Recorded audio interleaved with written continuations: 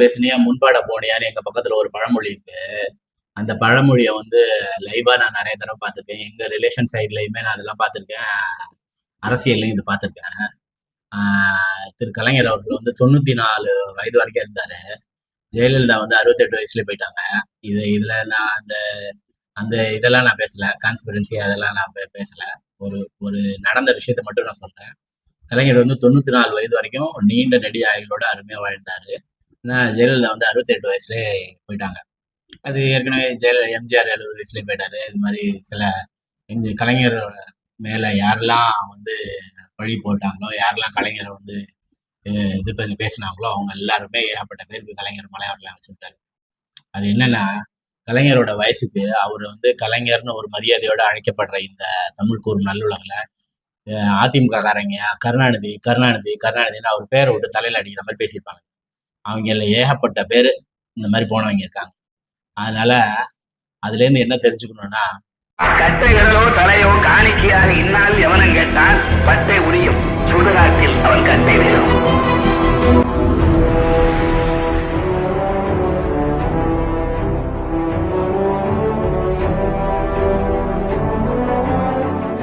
வணக்கம். Dravidian stock YouTube சேனலுக்கு உங்களை வரவேற்கிறேன். இந்த காணொலியை லைக் பண்ணுங்க, ஷேர் பண்ணுங்க, சப்ஸ்கிரைப் பண்ணி பாருங்க.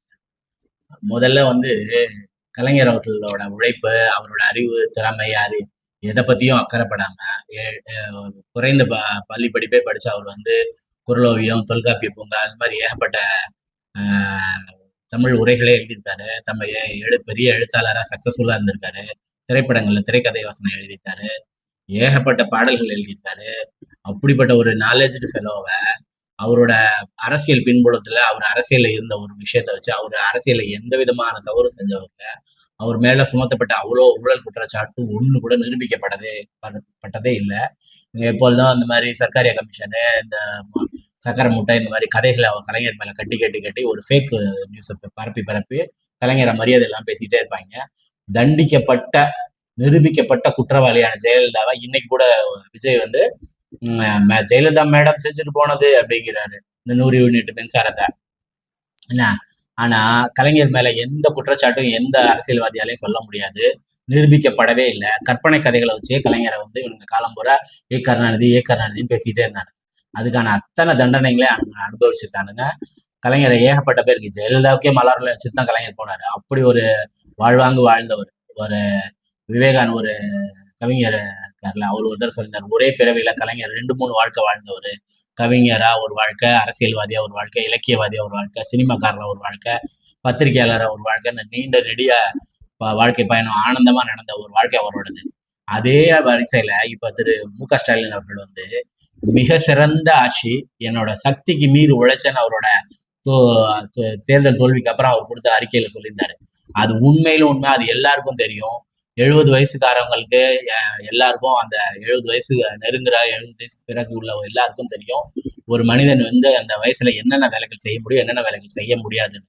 ஆனா அந்த வயசுக்கு அவர் வந்து ஒரு அளவுல 5 வருஷமும் ஒரு நாள் கூட அவர் வீட்டுல ஓய்வு எடுத்திருப்பாருன்னு யாராலையும் உங்களால அறுதிட்டு சொல்லவே முடியாது. அத்தனை ஞாயிற்றுக்கிழமையா இருக்கட்டும், ஓய்வு நாளா இருக்கட்டும், எல்லா நாளும் வந்து அவர் வந்து விழா காலங்கள்ல கூட அவர் வந்து அதுக்குள்ள பணிகளை எல்லாம் செஞ்சிருக்காரு. அப்படி ஒரு உழைப்பாளி அவரோட உழைப்பை யாராலையும் மறுக்க முடியாது. அது எல்லாருக்கும் தெரியும். நல்லாவே தெரிஞ்சு இருந்தும் இப்ப வந்திருக்க இந்த தவேக அரசு வந்து தேவையில்லாம அவங்க திமுக மேல பழி போடுறதா நினைச்சுக்கிட்டு ஸ்டாலின் அவர்கள் மேல அந்த பழியை போட்டுக்கிட்டே இருக்காங்க. இது வந்து புதுசு கிடையாது.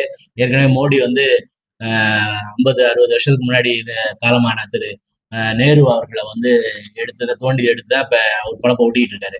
அதே பாணியை தான் இப்ப இவங்களும் ஓட்டுறாங்க. அதெல்லாம் உங்க இது அரசியல் செய்றீங்க. ஆனா ஸ்டாலின் அவர்களோட உழைப்ப மரியாதை எல்லாம் பேசுற வேலை நீங்க செஞ்சுட்டு போயிட்டீங்க, வீணடிச்சிட்டீங்க, கொட்டிட்டீங்க, இது வீதி இது இருக்கு, இந்த மாதிரியான பொய் பிரச்சாரத்தையும் பழியையும் கொள்ளாது.